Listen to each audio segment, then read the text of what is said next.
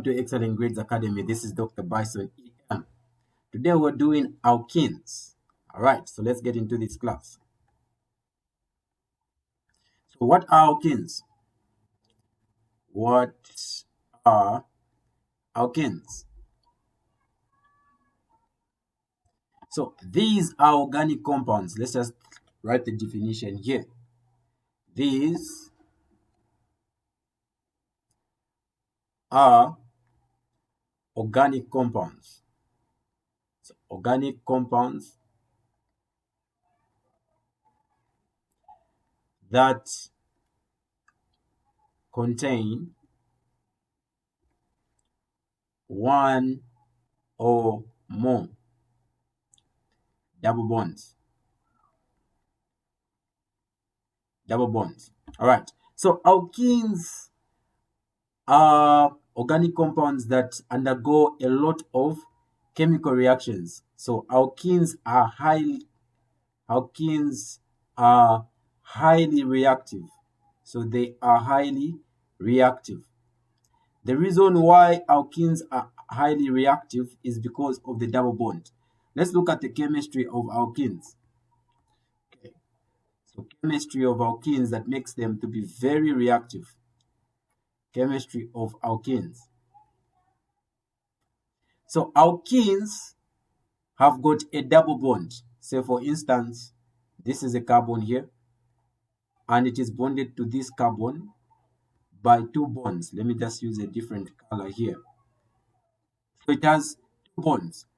One bond here, this is a sigma covalent bond. So this is a sigma covalent bond. And then this other bond here, this is a pi bond. Now, the pi bond is volatile.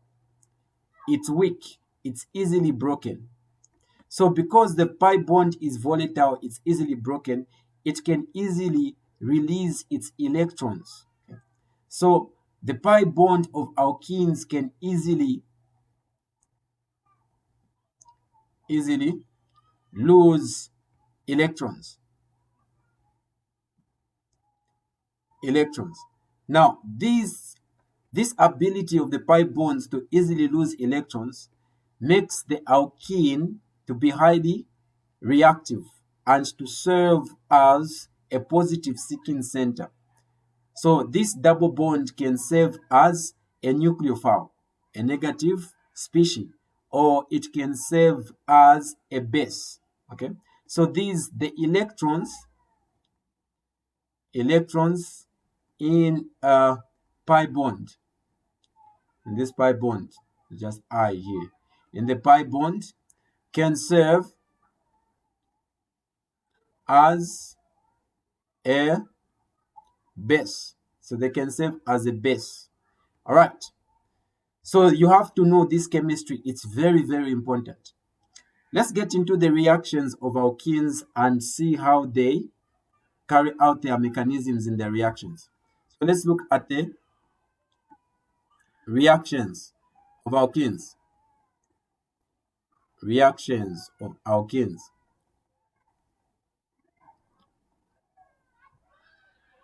Okay, so there are about 12 reactions that we're going to talk about.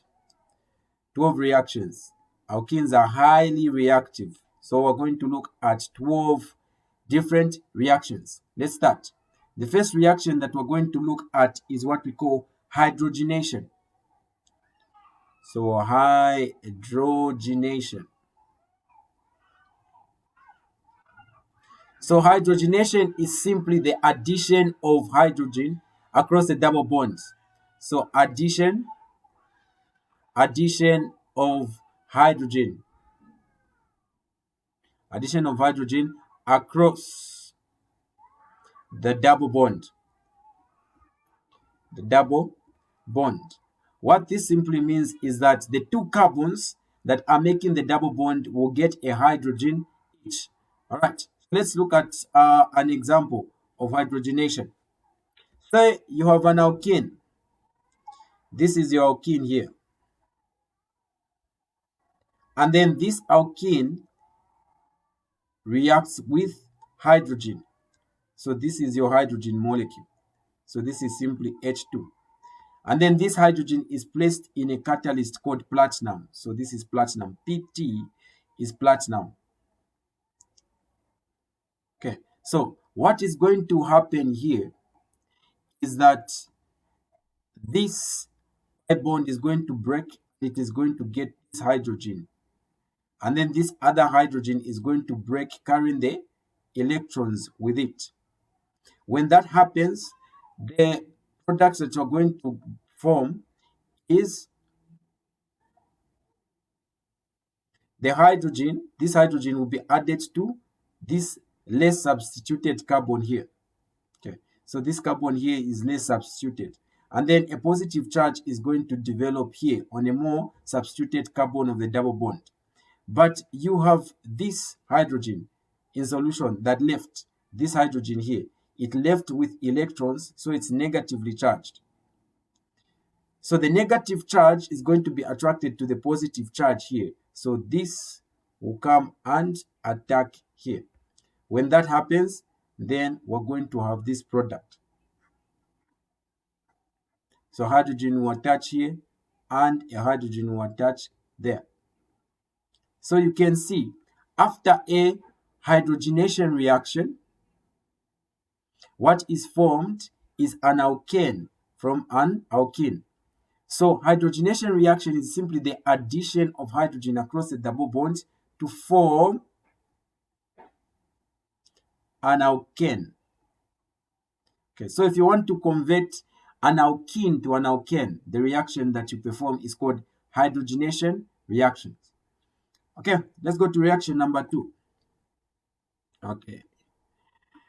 Reaction number 2 is what we call hydrohalogenation. So 2 is hydrohalogenation.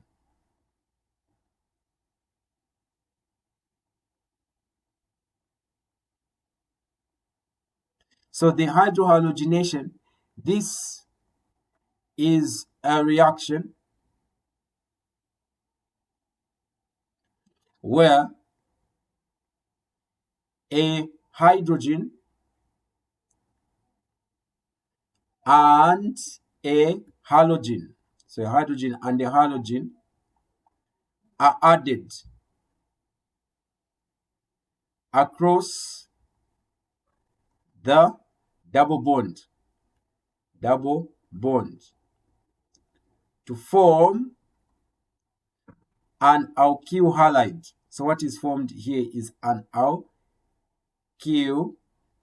halide.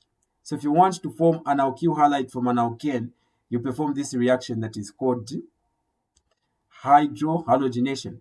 So if you have an alkene rather, here, like this, and then you react this with hydrogen halogen. Okay, so this is hydrobromic acid. What is going to happen is that the pi bond from an alkane is going to break and it will get this hydrogen, and the halogen is going to leave. So the hydrogen is going to attach to the less substituted carbon of the double bond, so to this carbon here. And then the carbocation is formed here. All right. So the formation of the carbocation is on a more stable carbon. Remember, the double bond is formed between two carbons. Now, if you find yourself forming the carbocation on a more stable carbon of the two carbons, that type of reaction is what we call a Markovnikov addition. So that is called a Markovnikov addition.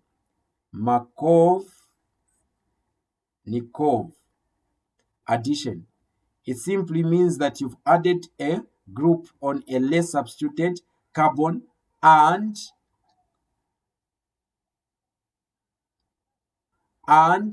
the carbocation is on a more stable carbon.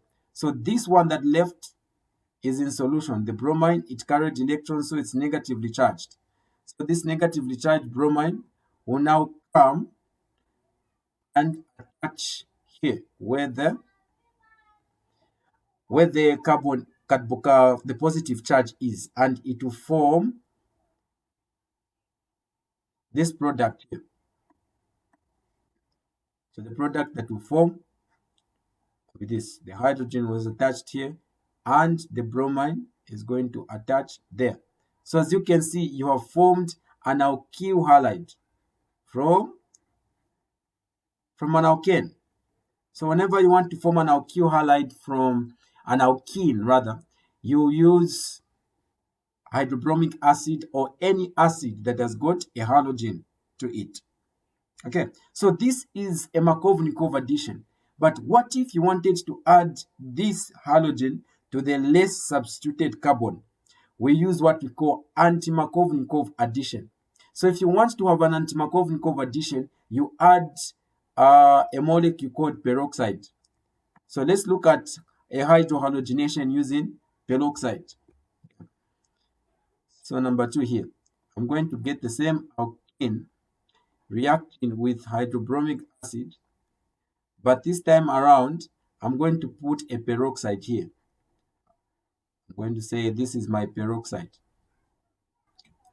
All right, so what is going to happen is the same reaction mechanism. The pi bond breaks, gets the hydrogen, and then this bond breaks here. And then what you form, all right, so just a minute. Pardon.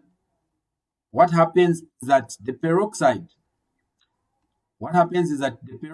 is going to break this hydrobromic acid into radicals. So the peroxide is going to make this hydrobromic acid to break into radicals. So one electron will go to the bromide and one electron will go to the hydrogen. So what you're going to form is these radicals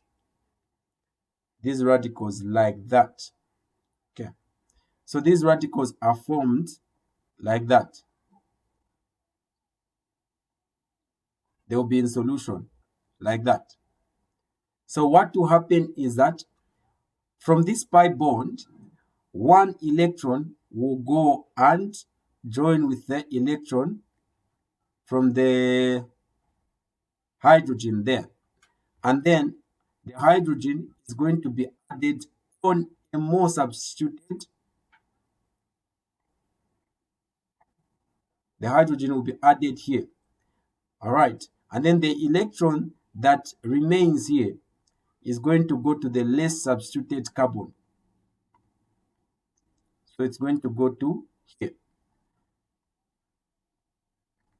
So on the less substituted carbon here, you're going to have one electron.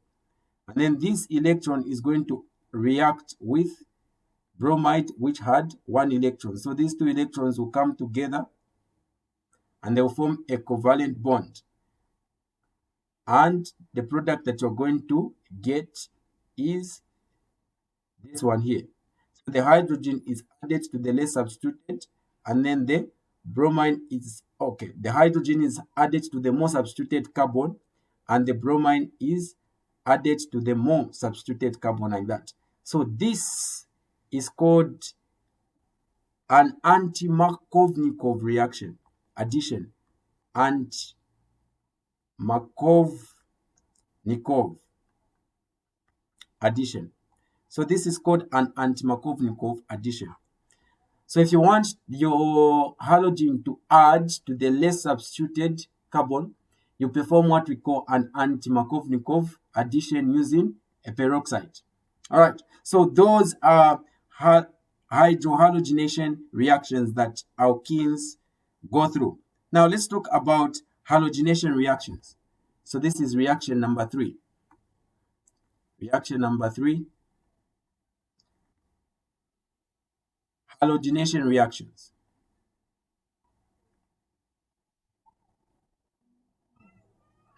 Halogenations. So these are chemical reactions. So the chemical reactions where two halogens, so two halogens are added across the double bonds. Across the double bond. All right, so let's look at the mechanism. So if you have, say, this alkene here, and then you react it with this reagent, you react it with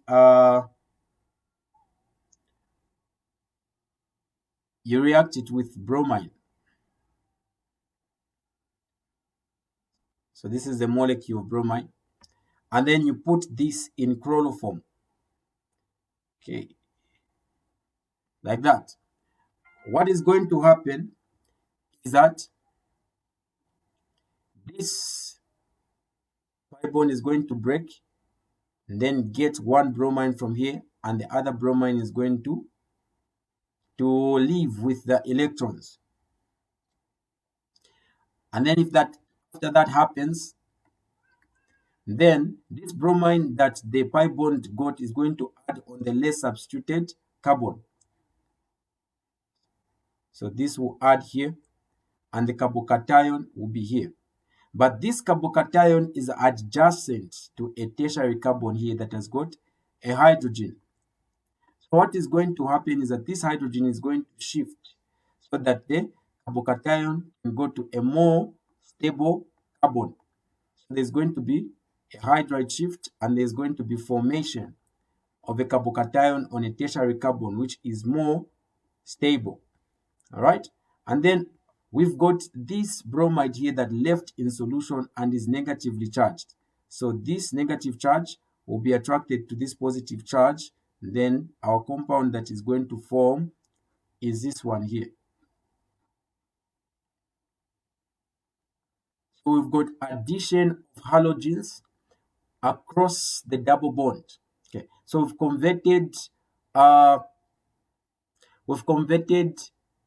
alkene to alkyl halides that has got two halogens.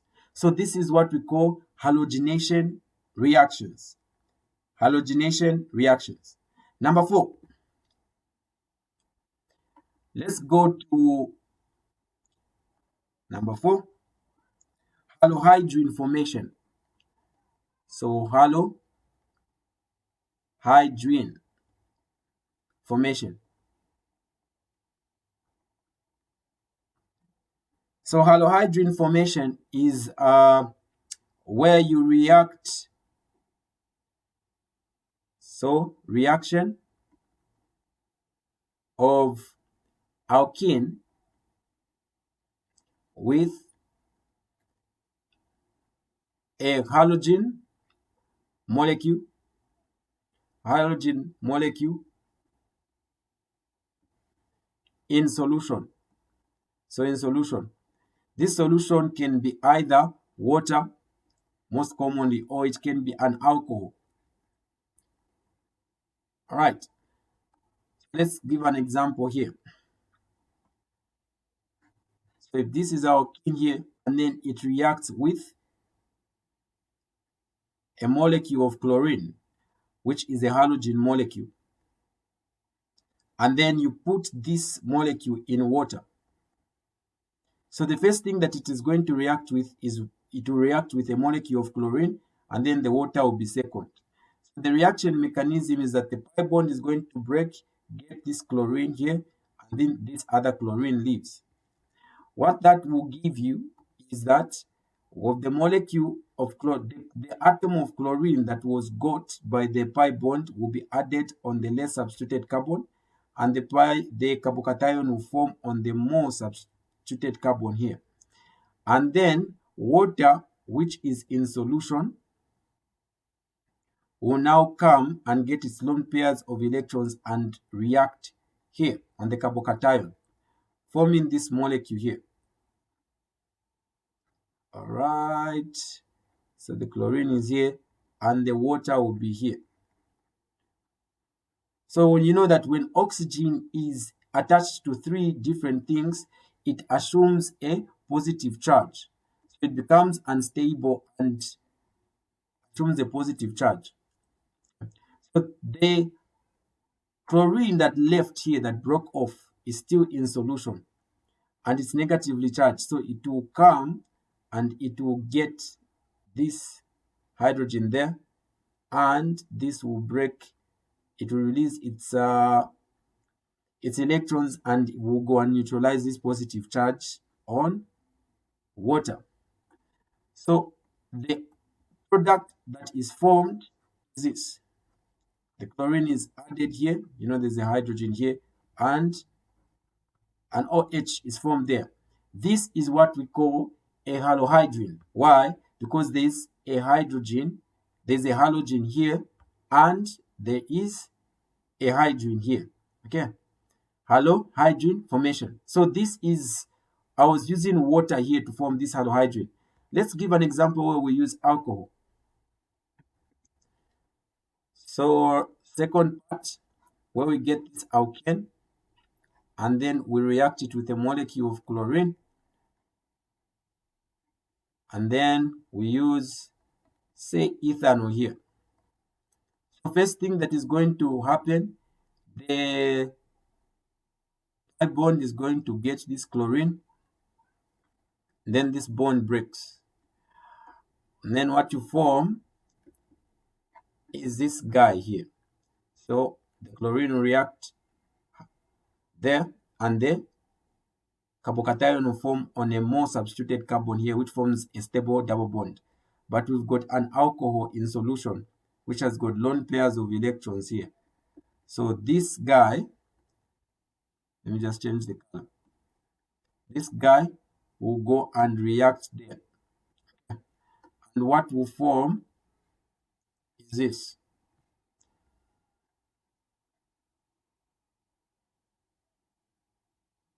Like that. And then this, you have an oxygen that is attached to that.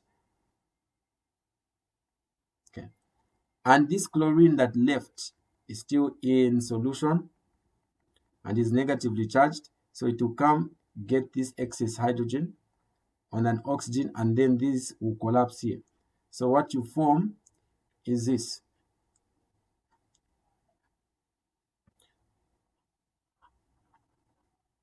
Okay. So this is a halohydrin, form of halohydrin. So this is how the halohydrin formation takes place in an alkene. Number 5, reaction 5. So reaction 5 is acid catalyzed hydration. Acid catalyzed hydration reactions. Hydration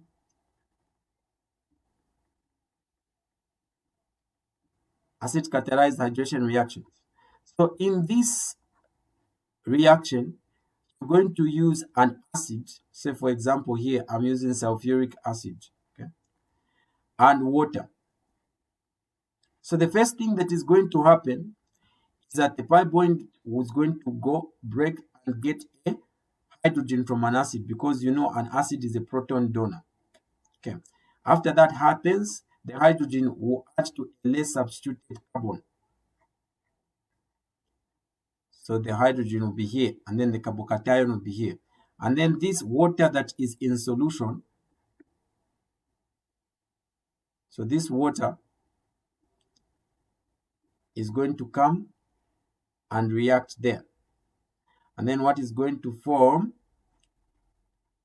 is, the hydrogen is here. When oxygen is attached to 3 covalent bonds, it assumes a positive charge. And then this part of the acid that became a conjugate base is negatively charged and is still in solution. So it's to use its negative charge and come and get the excess hydrogen here. And then these electrons will collapse on oxygen. And then what you have is this as a solution. So acid-catalyzed hydration reactions of alkenes will produce an alcohol from an alkene. It produces an alcohol. It produces an alcohol from an alkene. So that is acid-catalyzed hydration reactions of alkenes. Reaction number 6 of alkenes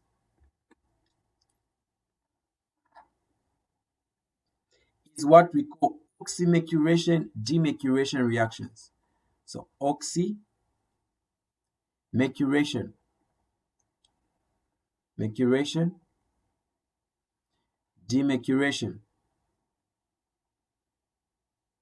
demaccuration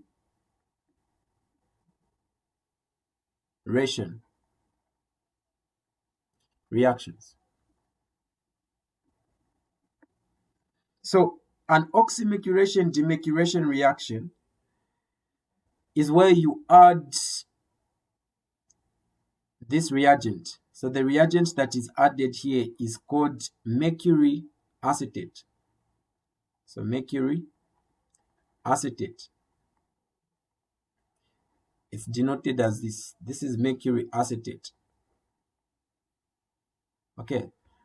Across a double bond, and you place this mercury acetate in sodium borohydride. So you use this and you use sodium borohydride. Sodium borohydride. Okay, so I'm not mistaken. So this is it. All right. So depending on what you want to make, you can place this in water to make an alcohol, or you can place these two reagents in an alcohol to make an ether. So an example is this reaction here. So if you get this alkyl halide and place it in mercury acetate, so number one, you react it with mercury acetate, and then you place this mercury acetate in water. So you place it in THF and you place it in water. And number two, you react with sodium borohydride. What you are going to get is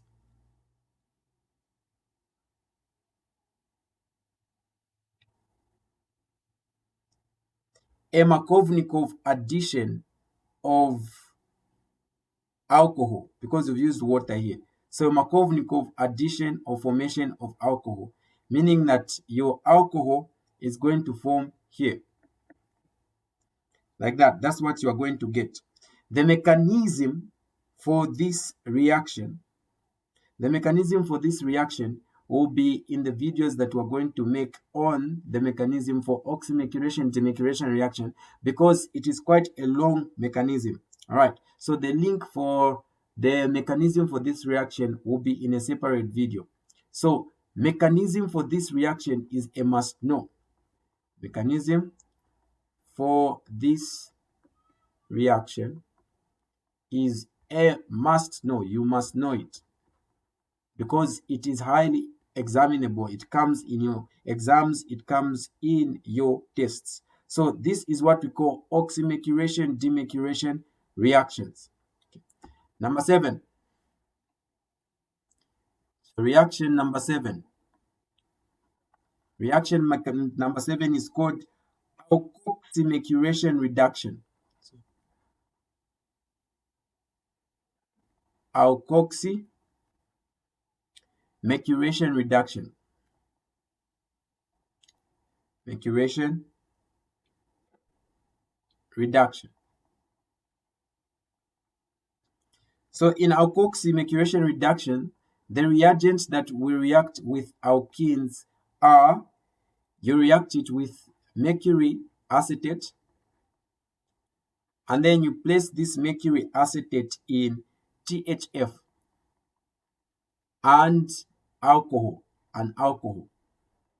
Okay, so let me just denote it as RHO. And then, so number 1. Number 2, then you react it with sodium borohydride. When you react an alkene with this, then you're going to form an ether. And this reaction follows Markovnikov addition. All right, so if this now is our alkene, then we place it in one in mercury acetate, in THF, and in an alcohol like that. And then number two, you react it with sodium borohydride. What we are going to form is an ether that will follow Markovnikov addition. So this is how an alkoxy maturation reduction takes place. Okay, alkoxy maturation reduction takes place.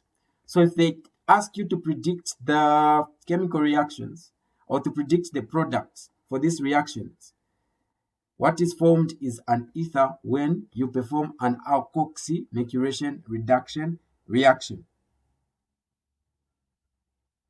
Okay. All right. Number 8, reaction number 8. Alkenes have got quite a number of reactions. So this is a skeleton of all these reactions that you have to know. Is called dihydroxylation reactions. So dihydroxylation reactions. So dihydroxylation reactions is where you react an alkene. When you react an alkene with dilute potassium permanganate. So this is potassium permanganate, which is cold and is dilute. The product that it is going to give you is a diol. Okay. So diol, dialcohol or dihydroxy addition across the double bond. And this, so where the double bond here, the oxygen for the double bond, the carbon for the double bond is this one here, and the other one is here. There's going to be addition of hydroxy here and another hydroxy here. So you produce a diol from an alkene if you react it with potassium permanganate, which is cold and is dilute. So this is why it's called dihydroxylation. There is addition of hydroxyls, two hydroxyls across a double bond when you react an alkene with potassium permanganate, which is cold and dilute. So you should pay attention to these conditions because if they are reversed, there's a different product that is formed. Okay, so these two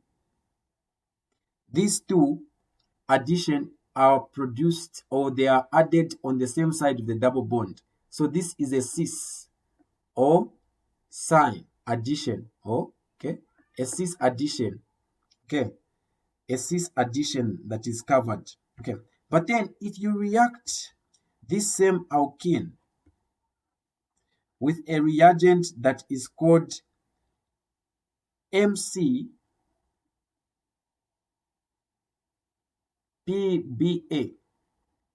what you're going to get is that there is going to be dihydroxylation, only that the hydroxyls will be added in an anti form. So this is an anti addition. Okay, so this was a syn addition because the hydroxyl was added on the same side, but this is an anti addition because the hydroxyl are added on different sides of the double bond. Okay. All right, let's look at number 9, reaction. So the 9th reaction of alkenes is what we call oxidative cleavage. So oxidative cleavage. So oxidative cleavage, the reagents that we use to cleave or to cut a double bond.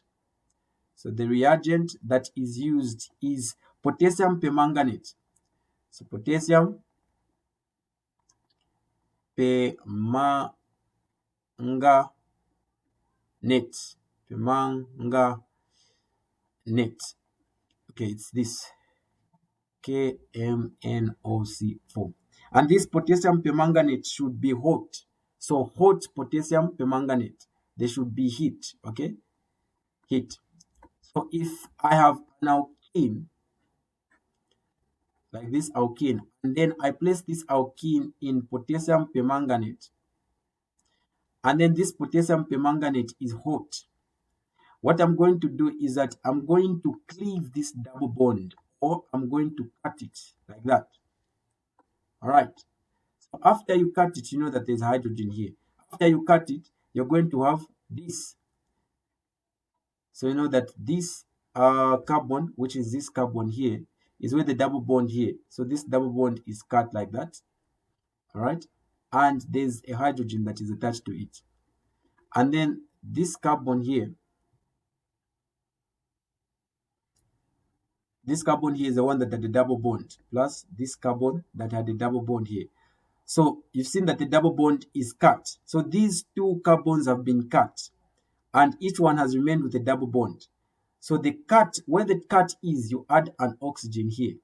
And if there was a hydrogen that was attached to this carbon, you add an oxygen to it. So you form a carboxylic acid here. Carboxylic acid. We're going to look at the mechanism of this reaction because it's important.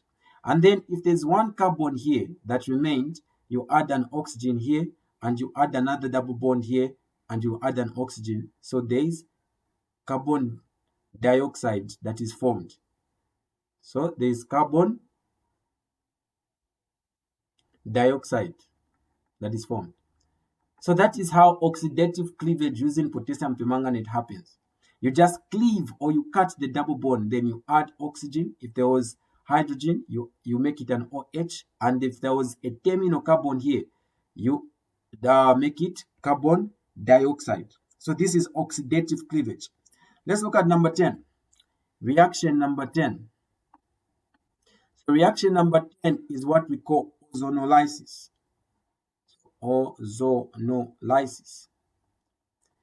So ozonolysis reaction is where we react an alkene using a reagent called ozone. So the reagent that we use is ozone. Ozone is just 3 oxygen that are covalently bonded, and we place this in dimethyl. We place it in dimethyl sulfide. Okay, dimethyl sulfide. So we place it in dimethyl sulfide, which is just this. It is denoted as DMS. Okay, so if you have an alkene here, and then you place this in ozone, O3, and here you say this is CH, it's 2, and then S, or DMS. What is going to happen here is that this carbon, this double bond is going to be cleaved, it's going to be cut. And when this double bond is cut, this will remain. This double bond, this carbon here had an oxygen, had the double bond, and okay, so let me place it here. Okay, so this carbon here is the one that had a double bond here, and it has a hydrogen. So you just add an oxygen here. That's all. And then this other carbon here, this other carbon here, you know, this carbon had a double bond, so you add an oxygen, and it's attached to 2 hydrogens there. So in cleavage using ozone, you just add an oxygen where the double bond cut, and the other atoms you leave them. Unlike the cleavage that we saw using hot potassium permanganate. Okay, so this is what happens when you use ozone in dimethyl oxide. But there's also another reaction where you use ozone using peroxide. So let's look at that reaction. So there's another reaction where you react an alkene, ozone, but here you use peroxide. Say this is our peroxide here. So what is going to happen is that you're going to cleave. You're going to cut there. So after you cut there, then the carbon that had a double bond is here. So here you add an oxygen, and there you add an OH. So you know that there was an oxygen here, you add oxygen there to the H. Plus the carbon had this carbon here, there was a carbon here. So you cleaved it, it remained with a double bond, you add an oxygen here. And then there were two hydrogens there. The two hydrogens that remained there, one you add an O, so it becomes hydroxide, and the other one you just leave it as an H. So you produce carboxylic acids. So you produce two carboxylic acids.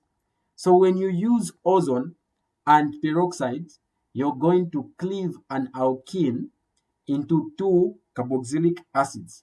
So those are the methods that we use to transform alkenes into carboxylic acids, using ozone and, as earlier seen, using permanganate as well. Okay, now let us look at the last reaction for alkenes. This is called epoxidation reactions of alkenes. So epoxidation reactions of alkenes. So for epoxidation reactions, we use this reagent. Okay, so we use a reagent that we call a para acid. So we use this reagent here.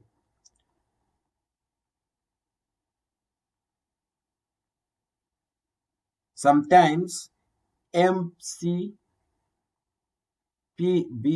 is also used. So when you react an alkene with this reagent here, which is a para acid,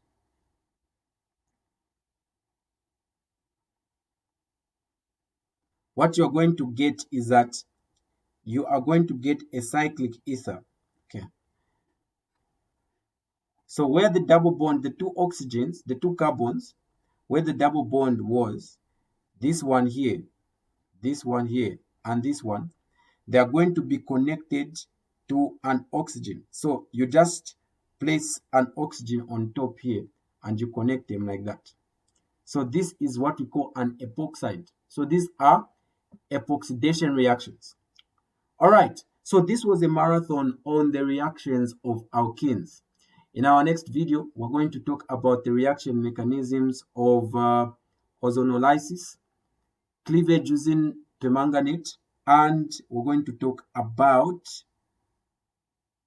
oxymaccuration, demaccuration reactions. Okay, see you in the next video.